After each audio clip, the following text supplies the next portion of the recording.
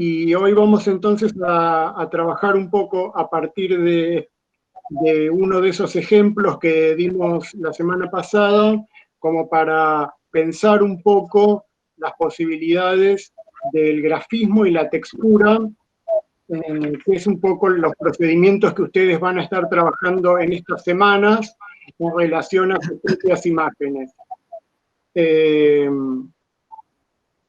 Uno de los ejemplos que les dimos el martes pasado, entonces, tenía que ver con un poema sonoro que se llama Ursonate, que es un poema escrito a partir de onomatopeyas, en donde se genera como una acumulación de textura sonora.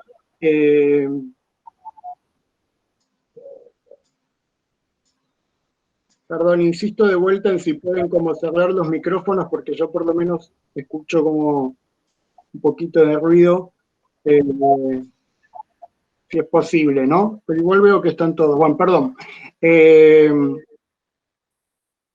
Lo que entonces les comentaba es esto. Este ejemplo que dimos de este poema sonoro, entre otros dos más que les tiramos, como para que empezaran a pensar cómo utilizar la letra como un elemento para generar textura.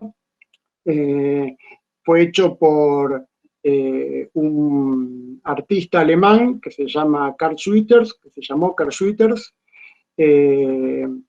Voy a, en principio, hacer como una breve presentación, entonces, de este artista.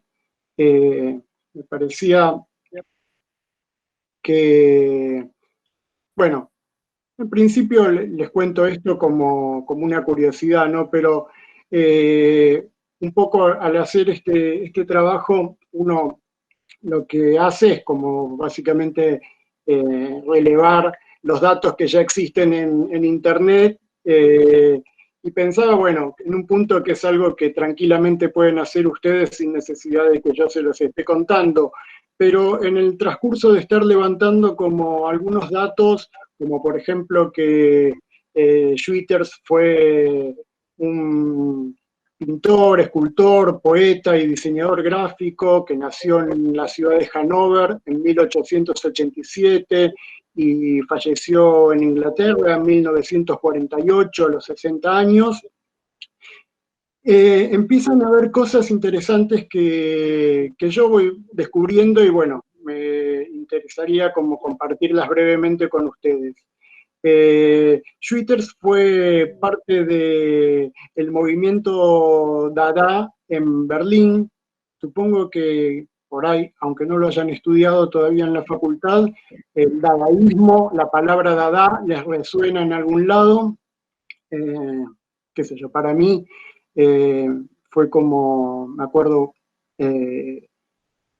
el primer contacto con alguna pieza de los dadaístas fue como choqueante.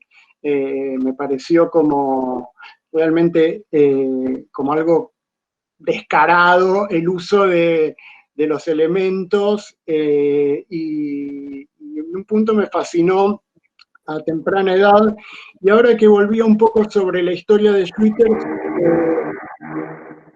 profundizaba sobre algunas cosas que me parecen interesantes como para relacionarlas con nuestro contexto.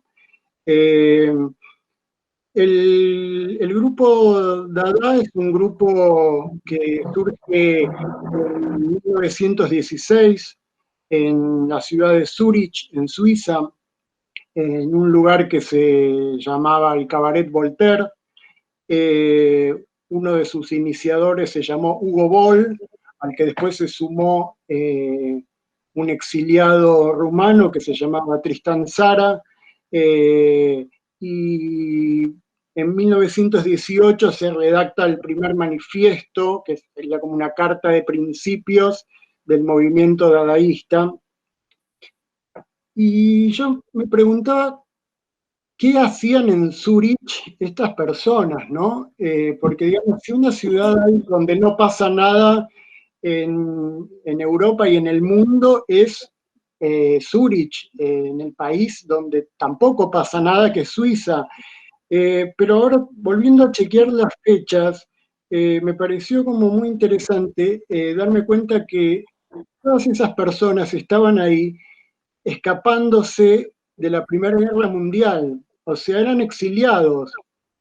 Probablemente habían salido huyendo de sus países con lo opuesto para salvar sus vidas, y habían sobrevivido quizás en condiciones bastante paupérrimas, a partir de juntarse en ese cabaret Voltaire, que era un cafezucho, en donde se redactó este primer manifiesto. El movimiento dadaísta entonces tenía como consignas una provocación al arte, lo que se llamaría el arte correcto de aquella época, y un rechazo en principio al, al conservadurismo de la sociedad de aquel momento.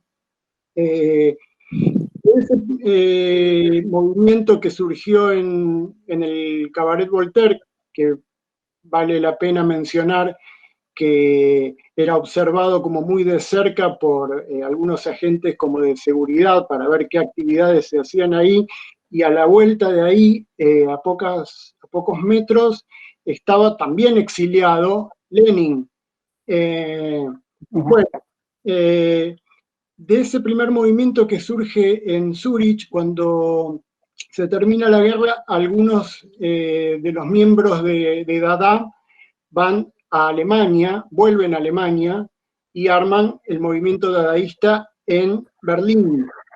El movimiento dadaísta en Berlín tiene como connotaciones políticas muy marcadas, porque si ustedes lo piensan un poco, había terminado la guerra y en la Unión, en Rusia se había hecho una revolución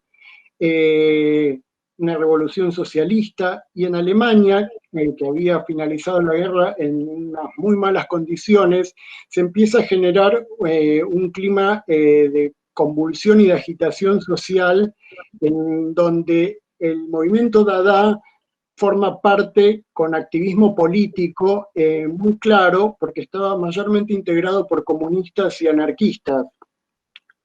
En ese sentido, es muy interesante que Schwitters, más allá de que formó parte de ese primer movimiento, es expulsado porque no coincidía con la línea política que había adquirido el movimiento. Entonces funda su propio movimiento en la ciudad donde él había nacido, en Hannover, que es como fundar el dadaísmo, no sé, en la ciudad de Resistencia Chaco, si se quieren.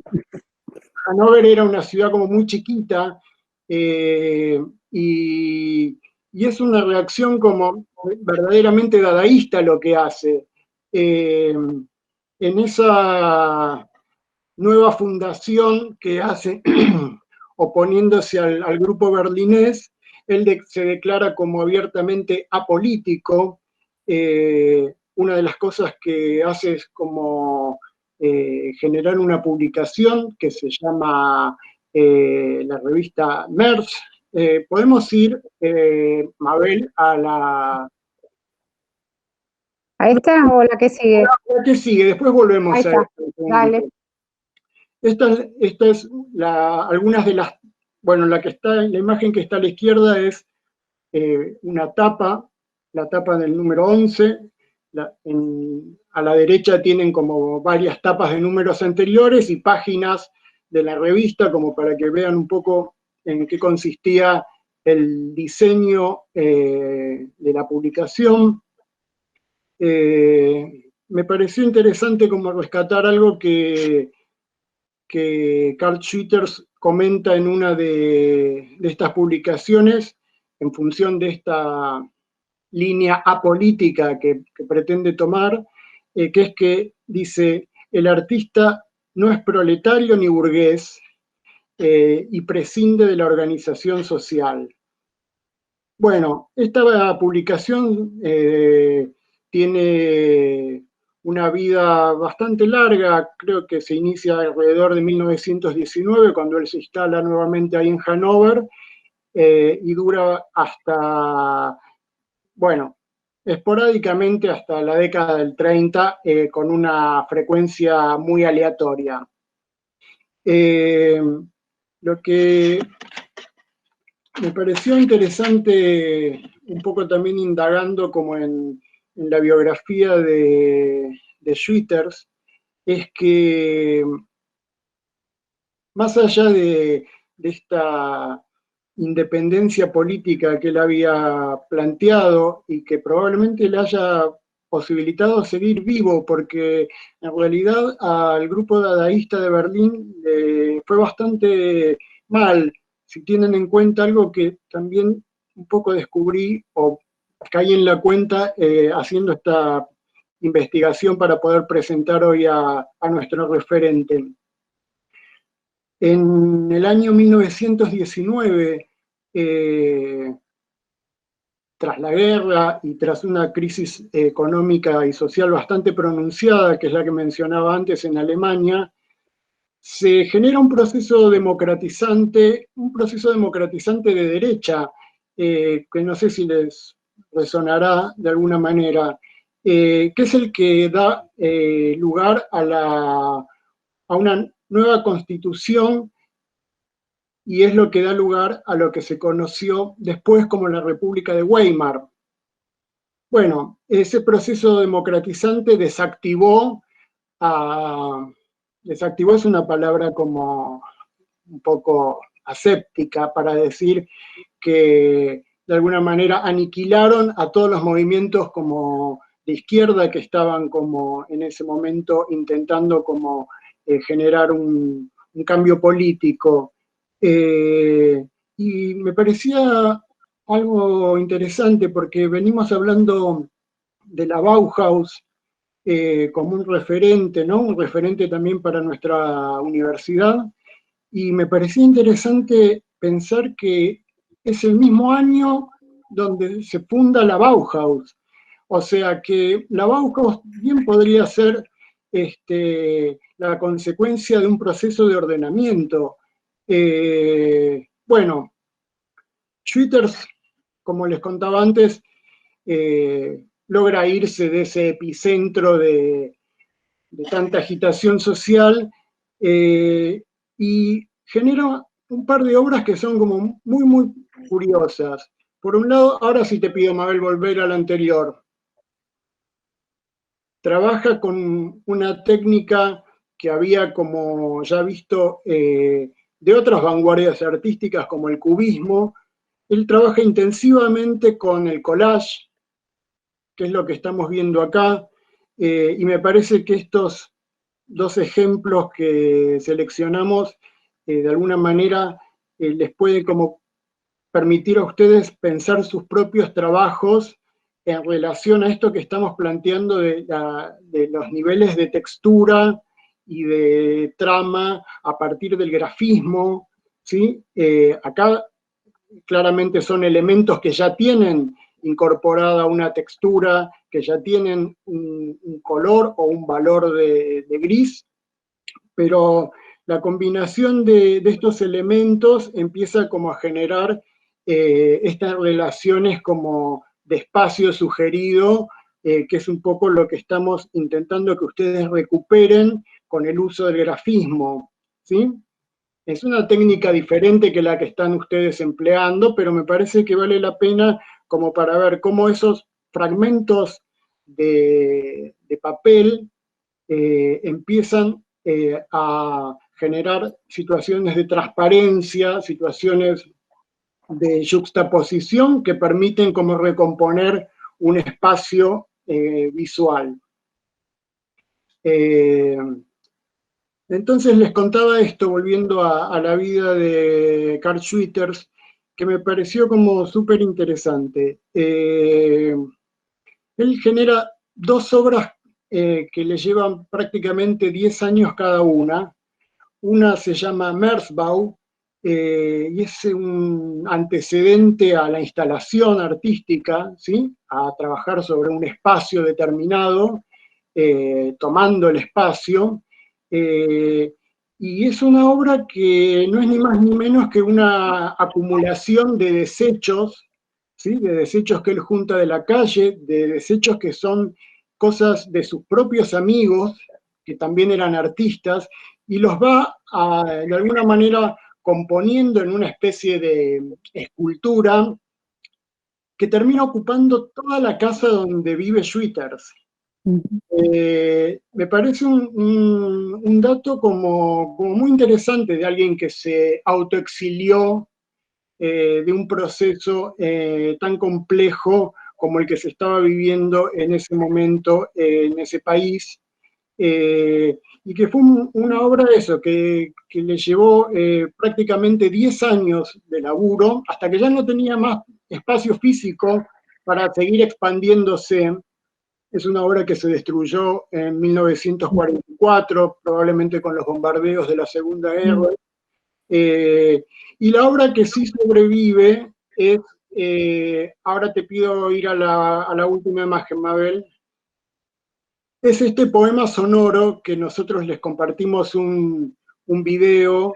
En ese video hay un personaje que se llama Jaap Blonk, al que tuve, digamos, que el gusto de conocer acá en Buenos Aires, quizás la persona más inexpresiva que haya conocido en toda mi vida, pero es un gran estudioso de la obra de Carl Schwitters. Y Jaap Blonk recita de memoria esta obra que tiene unas 30 páginas, que se podría definir como una sonata para sonidos primordiales, y que básicamente lo que usa es como materia la letra, tanto como forma como fonema, aplicándola en esta textura sonora, ¿sí? En esta acumulación de sonidos. Y bueno, y de alguna manera me llevó como a volver a leer un poco el análisis que hace el amigo Jaap sobre la obra esta Ursonate, porque creo que es alguien que efectivamente le dedicó como mucho tiempo y mucho trabajo a estudiar. No quiero aburrirlos con detalles como muy técnicos, pero lo que plantea Jaap en alguno de sus escritos es que este poema sonoro está compuesto como si fuera una sonata, como una sonata clásica, ¿sí? Con varios movimientos, 4 movimientos en realidad, con una coda, o sea, que toma elementos de la música clásica, para generar, digamos, una modulación de estos sonidos, una acumulación del sonido en cuanto a textura, que tiene lo que se llama una cadenza, que en música, por lo menos en la música hasta que apareció Beethoven, las cadenzas eran un momento en donde el intérprete podía improvisar, y que de alguna manera está como fuertemente estructurada en relación a sonoro. Me gusta que hay como unas intervenciones sonoras que... Sonoras. Por favor, los micrófonos. Chequé cada uno tener el micrófono apagado, ¿no? Está bien, está bien. Me parece que hacen a la cuestión de lo que quizás... Sonora. Igual, perdón, es tu micrófono, Mabel. Sí, son los saltos de la calle, pero estoy colaborando. Lo que pasa es que... No les digamos que a los chicos que cierren el micrófono. Está bien, pero yo era por si había que intervenir. Por eso Bueno. no lo apagué. Bueno, ahora no sé si tiene mucho sentido que lo apague. Un poco entonces lo que quería contarles era esto, como para presentar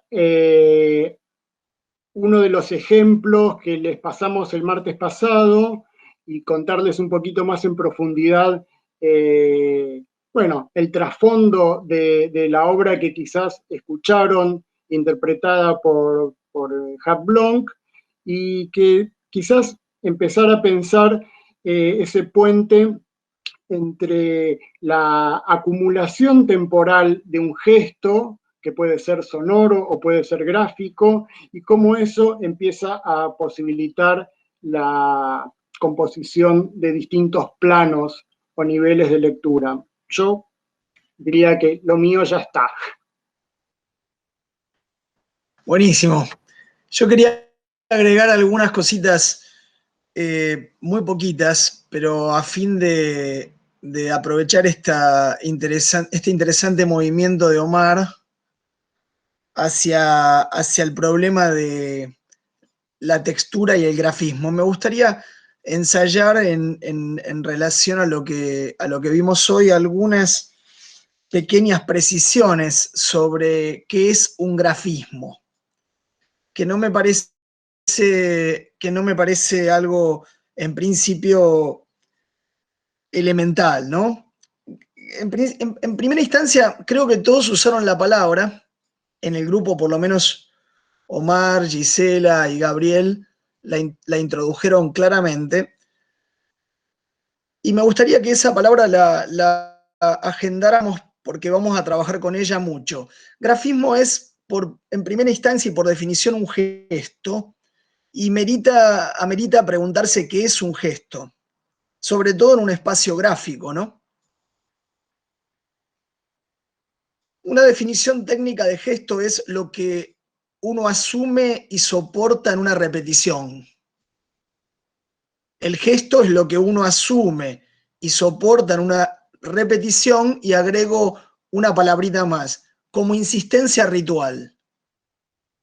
Todo gesto es una insistencia ritual, y en ese sentido está vinculado directamente a otra palabrita que tanto Omar como Gabriel como Gisela usaron, que es repetición.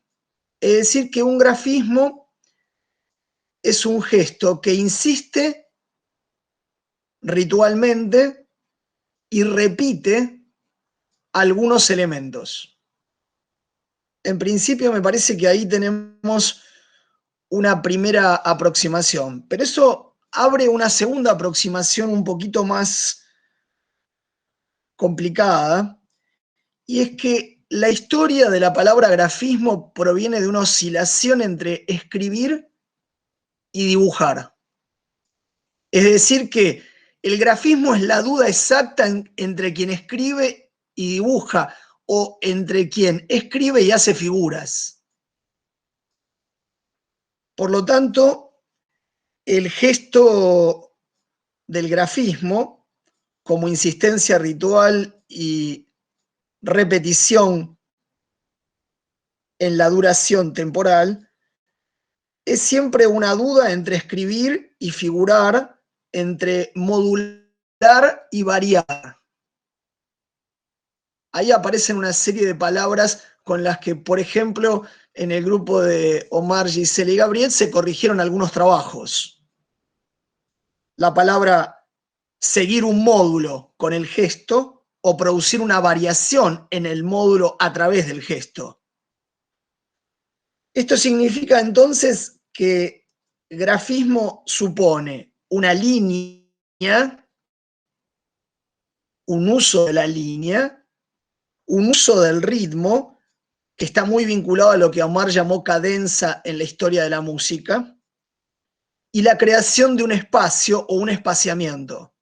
Es decir, el que fabrica un grafismo opera con líneas únicas o variables en un ritmo determinado, que puede operar por módulo o por variación del módulo, para crear un espaciamiento y, por una operación que voy a incorporar ahora, generar una modulación temporal. ¿Cuál sería el procedimiento del grafismo central? Ese procedimiento es la yuxtaposición. La yuxtaposición de línea entre el módulo o la variación del ritmo para fabricar un espaciamiento. La yuxtaposición no es lo mismo que la superposición. La superposición supone que uno está utilizando ritmos estables. En cambio, la yuxtaposición indica que uno está utilizando módulos variables. Quiere decir que el grafismo puede superponer o yuxtaponer. Son dos operaciones distintas. Se parecen, pero no son la misma. Lo que varía es el módulo. El módulo entre líneas o el tipo de líneas entre sí. Pero lo que sí está claro es que este gesto que oscila entre la escritura y la figura, o entre la escritura y el dibujo, que supone asumir y soportar una repetición o insistencia ritual en la línea a través de ritmos o estables o variables, y que crea un espaciamiento, se lo llama técnicamente en la historia de la existencia gráfica agregación perceptiva. Este es el concepto que quiero dejarles. Producir un grafismo es producir un modo perceptivo de agregación a través del uso de la línea, el ritmo estable o variable y el espaciamiento que creamos. Esos son los tres elementos. Y por último, para ser aún poco más preciso, es muy diferente hacer un grafismo manual que un grafismo digital. El problema acontece en esto, es que la historia del grafismo es una historia que va de lo manual a lo digital y no a la inversa. La propia historia del elemento del grafismo es una relación que parte por lo que la mano le pide al ojo. La mano le indica al ojo cuál es la dirección de su propia agregación perceptiva. De ahí proviene la historia de la palabra grafismo. La mano le indica al ojo cómo se produce esta agregación de la percepción. Ahora bien, es cierto que en el espacio digital ocurre exactamente lo contrario. La mano se encuentra subordinada al ojo. La mano se hace interior al ojo. La mano se reduce a los dedos que operan. Entonces la mano solo interviene al servicio del ojo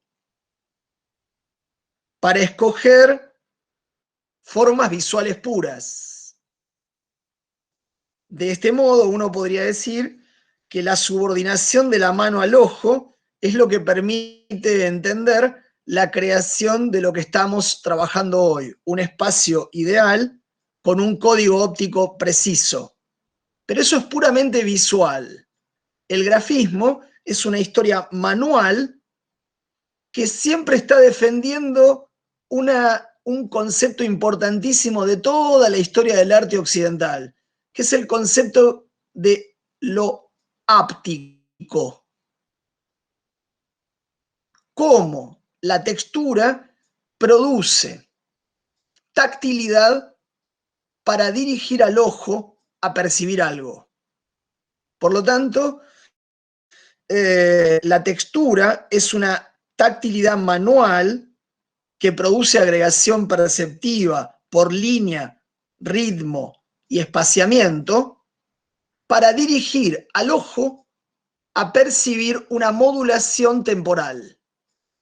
Lo digo de esta manera porque todo esto es lo que estuvimos viendo de algún modo en la corrección grupal, y me parece que está bueno entender que grafismo no es un mero juego de la línea, sino es la utilización de una línea insistente, repetitiva, que puede elegir si el ritmo es estable o variable, que puede elegir crear espaciamiento por modulación para crear agregación perceptiva donde la mano guía al ojo. Por lo tanto, es interesante lo que dice permanentemente Estela cuando trabajamos sobre este problema. No es lo mismo ir de la mano al ojo que ir del ojo como espacio digital a la mano. Bien, en este momento tan particular de la pandemia, nosotros en general vamos del espacio visual ideal y del código óptico a la mano. Estamos obligados a esta dirección. Es como la dirección obligatoria de la relación del grafismo. Con esto quiero ser claro, porque la semana pasada, cuando Leo nos acompañó en el análisis del esquema estructural, él hizo un grafismo como un espacio óptico ideal y como un código óptico preciso. Pero en realidad, el ojo gobernó a la tactilidad. Es todo lo contrario de este ejercicio que intentamos comenzar intuitivamente y que vamos a acrecentar durante esta semana, en el que nosotros intentamos que ustedes vayan de la mano al ojo y que la mano guíe al ojo en la experiencia de la línea, el ritmo y el espaciamiento. Por esa razón nos importaba tanto que pudieran modular con el grafismo, modular valores, modular niveles de luz en un plano, para que la mano vaya guiando al ojo en su modo de insistencia, de repetición. Perdonen si fui demasiado técnico, pero me parece que el grafismo es la palabra más antigua de la historia del diseño y es el elogio de la mano por sobre el ojo. Y si hay algo de interés en Carl Schwitters, es que es, como todo artista del Dada, alguien que elogia siempre la mano por sobre la mirada. Habría que recordar que uno de los ejercicios extraordinarios en el Cabaret Voltaire era cortar palabras de los diarios libremente, meterlas en una bolsa, mezclarlas bien y extraer de ahí las palabras en un cierto orden y por agregación perceptiva fabricar un poema. No es nada más que un ejercicio mental de grafismo manual. Es decir, cortar, mezclar, exacto, una especie de cadáver exquisito, en el cual uno corta un sentido, lo mezcla en un sinsentido y vuelve a fabricar un sentido alterno a partir de la yuxtaposición o la superposición, que no son lo mismo, para una agregación perceptiva sensorial. Tristán Tzara solía decir en el Cabaret Voltaire que todos habían nacido poetas si se atrevían, pero para esto había que ser capaz de tener un gesto y producir un grafismo. En ese sentido, Carl Schwitters es uno de los maestros del grafismo, en el sentido de que la tipografía no es una forma que solo sirve al sentido, sino que la tipografía es una forma que antes que nada es el gesto más arcaico que define al diseño, al acto de diseñar. Es decir, es la insistencia ritual que uno asume y soporta en una repetición. Eso es lo que pudimos ver muy bien en las tapas de Merz, pero eso es lo que podrían ustedes disfrutar si lo vuelven a ver de otro modo, a Ursonate, a esta pieza que Omar presentó, que está pensada doblemente, con grafismo sonoro y con grafismo visual, y que está pensada como una operación para que el sonido y la imagen terminen en una unificada agregación perceptiva, es decir, en una textura sensorial, o lo que se dio en llamar en nuestro tiempo presente ambientes perceptuales. Quiere decir que cuando Omar dijo que Schwitters era un gran escultor que podía hacer una obra con desechos, la genialidad es que podía todo el tiempo trabajar con grafismos, es decir, con restos de distinta naturaleza para producir a través de un procedimiento de insistencia, yuxtaposición o superposición para generar agregación, algún tipo de agregación o ambiente perceptivo. Bueno, quería plantearles eso para tener presente, no con un afán de exceso de conceptualización, sino de precisión, que esta palabrita que estamos usando y que a veces está reducida al gesto que uno hacía antiguamente por teléfono, que es dibujar en la libreta al lado mientras escuchaba una conversación que podía interesarle o no, como un modo de relajación. Bueno, en ese modo del grafismo se encuentra la historia misma del diseño, que de alguna manera, antes de construir un espacio con sentido, es un gobierno de la mano hacia el ojo. Y por eso se dice que el diseño, en una de sus grandes historias hasta el Bauhaus, es la tradición obrera de las manos que gobiernan el ojo. El Bauhaus lo que impone es su conversión, es el gobierno del ojo por sobre la mano.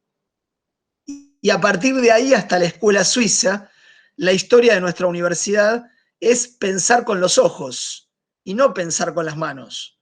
Y de ahí que es muy interesante un viejo debate de esta universidad a la que ustedes ingresaron, en que hay gente que sabe hacer con las manos y hay gente que sabe hacer con los conceptos visuales. Son muy distintas tradiciones y están casi enfrentadas y nunca reunidas. Me parece que es interesante poder ver eso, ¿no? El grafismo pertenece a la historia del oficio del hacer con las manos. Bueno, nada, quería hacer ese pequeño aporte para lo que estamos laburando.